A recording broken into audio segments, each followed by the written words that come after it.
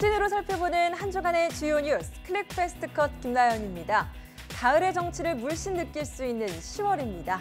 10도 이상 나는 일교차만 조심하신다면 바깥에서 야외 활동하기 무난한 계절인데요. 아침, 저녁으로 겉옷 꼭 챙기셔서 체온 조절도 잘 신경 써주시기 바랍니다. 오늘은 어떤 사진들을 만나볼 수 있을까요? 이번 주에는 사회부 박현호 기자와 함께 살펴보도록 하겠습니다. 박 기자 어서 오세요. 네, 안녕하세요.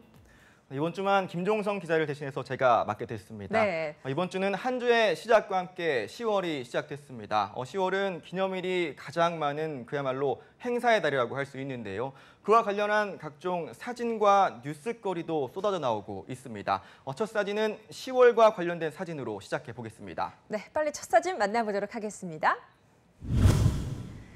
네, 할머니께 지팡이를 전달하고 있는 한 장의 사진입니다. 좀 설명이 필요할 것 같은데요. 어떤 상황인가요? 지난 2일 서울 중구 대한상공회의소에서 촬영한 사진입니다.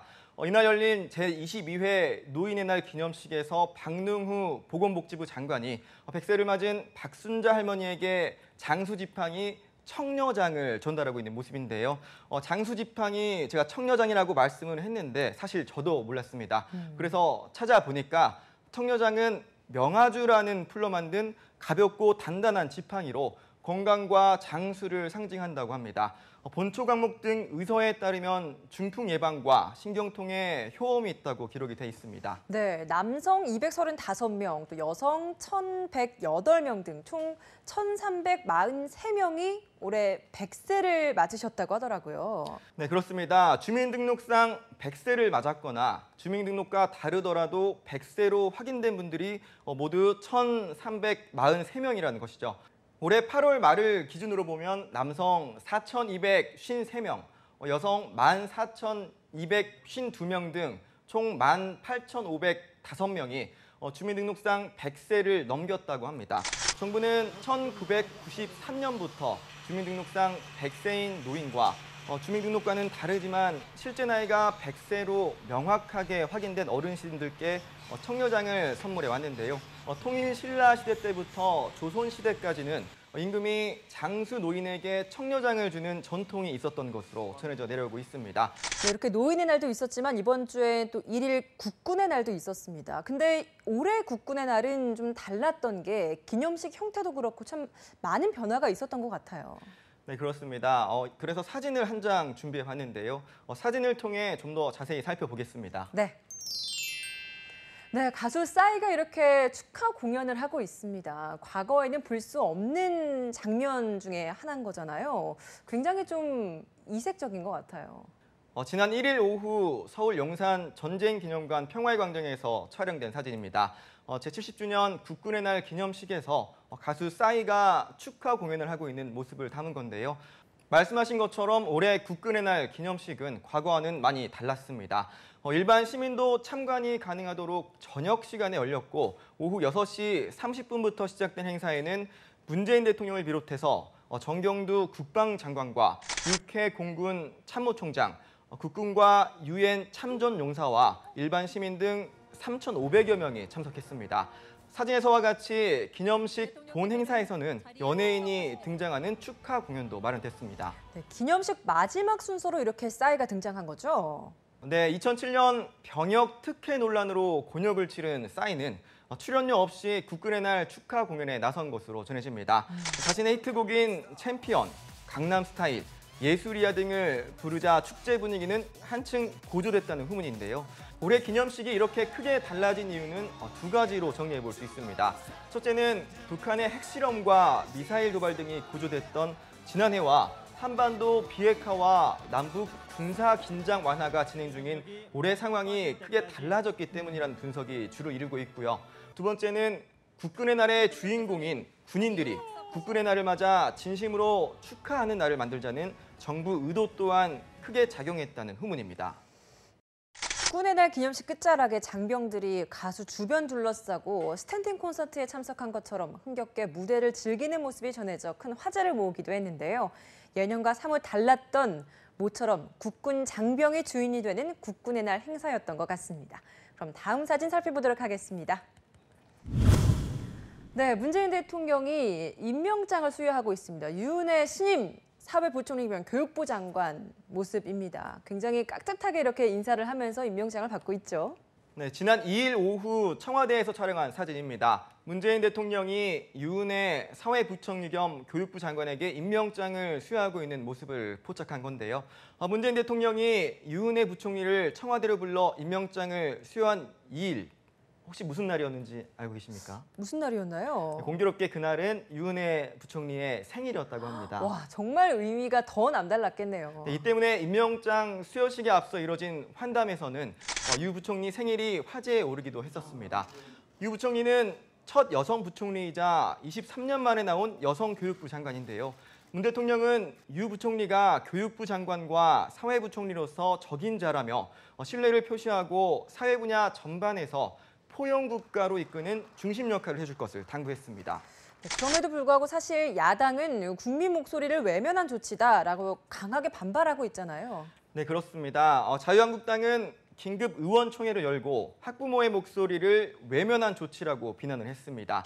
김성태 원내대표는 위장 전입의 병역 면제, 정치자금 허위 보고, 지역 사무실 임대료 대납, 짝퉁회사 상표권 도용 의혹까지 있는 유은혜 의원에게 대한민국 미래 교육을 맡겨도 되느냐며 교육부 장관을 맡길 사람이 이렇게 없냐고 비판했고, 바른미래당 역시 대변인 논평을 통해 형 정부 최고의 보훈 인사라며 유은혜 사회부총리 겸 교육부 장관 임명은 국회와 국민에 대한 도전이라고 꼬집기도 했습니다. 유 부총리는 지난 2일 오후 정부 세종청사에서 취임식을 열고 앞으로의 교육 정책에 대한 포부를 밝혔습니다. 미래교육위원회와 국가교육위원회 등을 출범시켜서 입시 경쟁이 아니라 사람 중심의 교육 계획을 세우겠다고 강조했습니다. 그럼 다음 주제 살펴보도록 하겠습니다.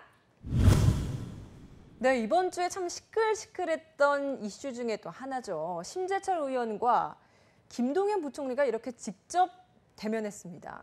지난 2일 국회 본회의장에서 촬영된 사진입니다. 언뜻 봐도 격앙된 분위기를 느낄 수 있는데요. 자유한국당 심재철 의원이 경제 분야 대정부 질문에서 김동연 부총리 겸 기획재정부 장관을 상대로 국가 재정 정보 시스템 접속 과정을 설명하고 있는 모습입니다.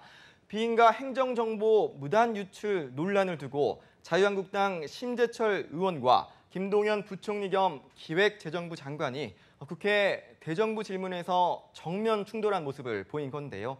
앞서 기재부는 김 부총리를 고발인으로 심 의원과 보좌진을 정보통신망법과 전자정부법 위반 혐의로 검찰에 고발했고, 심 의원 역시 김 부총리를 포함한 기재부 관계자를 무고 등의 혐의로 맞고발하기도 했었죠. 이런 악연 때문인지 맞고발 상대인 김 부총리와 심 의원, 이날 대정부 질문에서 서로 언성을 높이며 격한 설전을 벌였습니다. 한국당과 더불어민주당 의원들 역시도 각각 큰 소리로 지원 사격에 나섰다고 하더라고요. 때문에 국회 본회의장 곳곳에서 고성도 나오고 또 심한 경우에는 욕설까지 나왔다고 하더라고요. 네, 그렇습니다. 발언 때에서뿐만 아니고 말씀하신 것처럼 의원석에서도 신경전이 오갔습니다. 네. 심 의원은 먼저 정부의 디지털 예산 회계 시스템을 통해 정보를 취득한 방법을 화면으로 시연한 뒤에 기재부의 정보 관리 실패라며 맹공을 펼쳤는데요. 시스템이 뻥 뚫려 있었다. 데이터가 있고 열려 있으니 접속한 것이다. 접속한 것으로 범죄자로 모는 것이냐며 김 부총리를 몰아붙였고, 김 부총리는 마치 벼르고 있었던 듯 심 의원 주장을 조목조목 반박하기도 했습니다. 평소 차분한 답변 스타일과는 달리 종종 언성이 높아지기도 했는데, 김 부총리가 불법이라는 단어를 쓸 때마다 한국당 의원들은 야유와 함께 뭐야 라며 소리를 지르기도 했죠.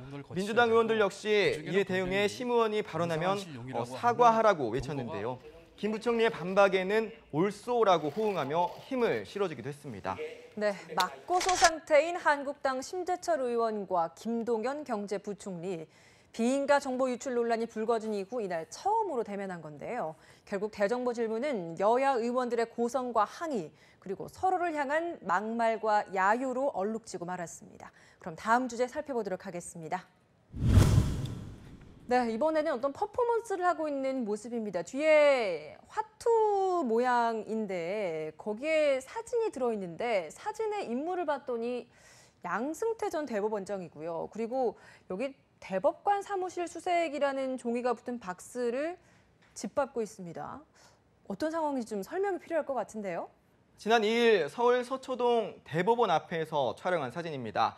민중당 서울시당과 서울청년민중당 당원들이 사법행정권 남용 의혹, 그러니까 사법농단 의혹과 관련해 양승태 전 대법원장 봐주기식 압수수색을 규탄하는 기자회견을 열었는데요. 기자회견을 마치며 항의의 의미로 압수수색 상자를 밟고 있는 모습을 포착한 겁니다. 이들은 이날 기자회견을 열고 양 전 대법원장의 승용차 수색은 생색내기 수사라며 비판을 했습니다. 법원이 수차례 압수수색 영장을 기각하다가 제19 감싸기 비판이 일자 양 전 원장 승용차에 대해서만 압수수색 영장을 발부했다면서 수사 가치가 떨어지는 승용차 수색은 사실상 영장을 기각한 것이나 다름없다고 지적을 했습니다. 그래도 검찰이 압수수색한 이날 양승태 전 대법원장 USB를 확보했잖아요. 네, 그렇습니다. 그동안 법원은 공모했다는 점에 대한 소명이 부족하다는 등의 이유로 양 전 대법원장에 대한 압수수색 영장을 기각해 왔었습니다. 검찰은 지난달 30일 법원으로부터 양 전 대법원장의 개인 차량 압수수색 영장을 발부받아 서재에 있던 USB를 압수하는 데 성공을 했는데요. 참여인 등의 진술 등에 의해 압수할 물건이 다른 장소에 보관되어 있음이 확인되는 경우에 그 보관 장소를 압수수색할 수 있다는 영장의 단서가 그 근거가 됐습니다. 네. 검찰은 양 전 대법원장이 지난해 법원을 떠나면서 재직 시절 보고받은 문건들을 이 USB에 저장해 보관해 온 것으로 보고 분석 작업을 벌이고 있는데 양 전 대법원장 측이 USB의 존재를 시인하고 스스로 제출한 점으로 미뤄봤을 때 수사에 큰 보탬이 되기는 어려울 것이라는 전망도 나오고 있습니다. 네, 맞습니다. 그래서 검찰이 압수한 이 USB 2개를 분석을 해봤는데 사실 실제로도 일부 파일이 삭제된 정황이 파악됐습니다. 검찰이 새로운 재판 거래 사례를 포착해서 수사 중인 것으로 전해지면서 양 전 대법원장 등에 대한 강제 수사 여론이 더욱 힘을 얻고 있는 상황입니다. 그럼 다음 주제 살펴보도록 하겠습니다. 네, 무너져 있는 집에 차가 이렇게 박혀 있습니다. 그야말로 처참한 현장인데 이 사진을 보니 그 인도네시아 강진 쓰나미 그 현장인 것 같은데요. 지난 1일 인도네시아 술라웨시 섬 팔루 지역에서 촬영한 사진입니다. 한 남성이 휴대폰으로 민가의 벽에 처박힌 자동차를 촬영하고 있는 모습인데요. 지난달 28일 오후 규모 7.5의 강진이 발생한 뒤 약 20분 만에 1.5에서 2m 높이의 쓰나미가 팔루 지역을 덮쳐 대규모 피해가 발생을 했는데요. 그 후 아름다웠던 해안 도시는 반경 수킬로미터의 거대한 잔이더미를 방불케 할 정도로 변해버렸습니다. 네. 랜드마크 격이었던 노란색 철교는 이리저리 뒤틀린 채 쓰러져 반쯤 물에 잠겨버렸고 현만을 따라 줄지어 있던 해안 주변 마을들은 반절 이상이 폐허로 변하기도 했습니다. 네, 생필품과 의약품 부족에 시달렸던 현지 주민들 분노 역시도 굉장히 심해지고 있는 상황이라고 하더라고요. 네, 그렇습니다. 인도네시아에서 발생한 지진과 쓰나미로 도시 기능이 마비되자 주민들의 탈출 행렬이 이어지고 있는데요. 현지 구조당국 관계자에 따르면 팔루시 주민들이 식료품 등 생필품을 제대로 확보하지 못하자 굶주림을 겪고 있다고 합니다. 그래서인지 식료품을 약탈하는 주민들도 늘고 있다고 하는데요. 지진과 쓰나미 당시 3곳의 교도소가 무너지면서 1,200여 명의 재소자들이 탈옥에 성공한 것으로 전해지기도 했죠. 당시 이들은 가족을 건사하기 위해 교도소를 나가야 한다며 폭동을 일으켰는데요. 약탈뿐 아니라 강도 행위 등 범죄 우려가 커지며 치안 불안을 키우는 위험 요소가 되고 있습니다. 강진과 쓰나미로 인한 사망자 규모는 갈수록 확대되고 있는 상황인데요. 인력과 구호 장비 부족으로 구조와 복구 작업이 좀처럼 속도를 내지 못하면서 사망자가 수천 명에 달할 수 있다는 우려까지 나오고 있습니다. 그럼 다음 주제 살펴보도록 하겠습니다. 네, 이렇게 버스를 타려고 사람들이 줄을 지어 서 있는 것 같은데 도로에까지 이렇게 나온 걸 보니까 출근 시간대 같기는 한데 사실 출근 시간대도 보통 이렇게까지 많진 않은 것 같거든요. 어떤 상황인가요? 말 그대로 출근 대란이 벌어졌었죠. 네. 지난 2일 오전 경기도 고양시 주염역 인근에서 촬영한 사진입니다. 지하철 3호선 일산 대화역에서 서울 방면 운행이 열차 고장으로 중지되자 인근 버스 정류장으로 몰린 출근자들이 긴 줄을 서서 버스를 기다리고 있는 모습인데요. 코레일에 따르면 이날 오전 4시 30분쯤 대곡역에서 선로를 점검하던 야간 점검 차량이 고장으로 멈춰서면서 양방향 열차 운행이 중단이 됐었는데요. 열차 운행은 출근 시간대가 거의 끝난 오전 8시 45분쯤이 돼서야 간신히 재개될 수 있었습니다. 때문에 고향이나 파주 쪽에서 서울로 출근하는 시민들 굉장히 많이 지각했을 것 같아요. 출근 시간대 시민들이 정말 큰 불편을 겪었었는데요. 네. 부실한 사태 수습이 시민들의 불편을 키웠다는 분석입니다. 시간이 이렇게 걸린 건 코레일 측의 대처가 늦었기 때문인데요. 고장 차량을 당장 고칠 건지 말 건지, 옮긴다면 어디로 빼낼 건지 정하느라 시간을 보냈다고 합니다. 결국 고장 차량을 끌어낸 뒤 차량 기지로 옮긴 뒤에야 가까스로 사태를 수습할 수 있었는데요. 하지만 발이 묶인 시민들, 도로로 쏟아져 나오면서 버스 정류장엔 끝모를 줄이 늘어섰고 역 주변의 교통 정체 또한 극심했습니다. 국파발역에서는 버스를 타고 도착한 시민들과 택시를 타려는 시민들이 한데 뒤엉켜 큰 혼잡이 빚어졌는데요. 지각을 피하려고 택시를 먼저 타려는 시민들 사이에 치열한 경쟁이 벌어지면서 곳곳에서 승강이가 벌어지기도 했습니다. 네, 운행 중단 사실을 모르고 출근길에 나선 시민들은 전철을 이용하지 못하게 되자 안내하는 역무원에게 항의하기도 했는데요. 한 고양 시민은 재난 문자처럼 미리 알려줬더라면 서둘러 나와서 어찌 대책을 찾아봤을 텐데 라면서 분통을 터뜨리기도 했습니다. 네, 그럼 오늘의 마지막 주제 살펴보도록 하겠습니다. 네, 아파트 건물에 이렇게 태극기가 달려 있는데 단 2개만 달려 있는 사진입니다. 개천절이었던 지난 3일 서울 서대문구의 한 아파트 단지에서 찍은 사진인데요. 제4350주년 개천절을 맞아 태극기가 드문드문 걸려있는 모습을 포착했습니다. 개천절은 3.1절과 제헌절, 광복절과 함께 4대 국경일로 지정되어 있는 뜻깊은 날이죠. 우리 민족 첫 번째 국가인 고조선이 건국된 것을 기념하기 위해 만들어졌고 광복 뒤에는 국경일로 지정되면서 음력 10월 3일의 기념식이 거행되다가 추후에 양력으로 바뀌게 됐습니다. 네, 이렇게 사진에서 볼 수 있듯이 정말 국경일날 태극기 개양하는 가정이 확연하게 줄어든 것 같아요. 국경일에 집 밖에 직접 태극기를 이렇게 내거는 가정들이 줄어들고 있는 건 정말 안타까운 현상인데 네. 반면에 온라인에서는 태극기 게재가 늘어나는 대조적인 현상이 나타나고 있다고 합니다. 정보통신기술 발달과 맞물린 시대상의 반영으로 받아들여지고 있는데요. 온라인 국기 게재와 관련해서는 긍정적인 반응과 우려의 시선이 교차하고 있는 상황입니다. 시대상을 반영하는 것이어서 흥미롭다는 반응과 온라인 국기 개양이 빠르게 확산하고 있지만 본질보다는 재미에 집중하는 현상으로 이해될 수 있다는 우려가 나오고 있습니다. 네. 경축일과 애도일의 국기 개양 방법을 아는 사람이 점점 줄어드는 것 같아 걱정이라는 목소리도 나오고 있는 상황입니다. 네, 국경일에 관한 법률 제2조의 규정에 따르면 국경일인 3.1절과 제헌절, 광복절, 개천절, 그리고 한글날에는 태극기를 달아야 합니다. 올바른 개양 시간은 오전 7시부터 오후 6시까지라고 하니까요. 다음 주에 한글날이죠. 이때 꼭 참고하시면 좋겠습니다.